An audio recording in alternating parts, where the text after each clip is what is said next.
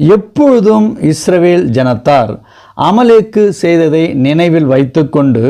இஸ்ரவேலர்களுக்கு சுதந்திரமாக கொடுக்கும் தேசம் உனக்கு கிடைக்கும் பொழுது உனக்கு சத்துருவான உன்னை சுற்றி உள்ள சகல புறஜாதியாரையும் நீ இளைப்பார பண்ணும்போது நீ அமலேக்கின் பேரை என்றால் அந்த ஜனத்தின் சந்ததியினரை வானத்திற்கு கீழாக இராதபடிக்கு அழிய பண்ண கடவாய், இதை மறக்க வேண்டாம். இந்த வாக்கை சாமுவேல் சவுலுக்கு சொன்னான். 1 சாமுவேல் 15ஆம் அதிகாரம் 3வது வசனத்தில்,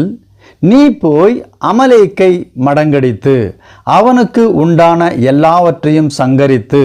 அவன் மேல் இரக்கம் வைக்காமல் புருஷரையும் ஸ்திரீகளையும் பிள்ளைகளையும் குழந்தைகளையும் மாடுகளையும் ஆடுகளையும் ஒட்டகங்களையும் கழுதைகளையும்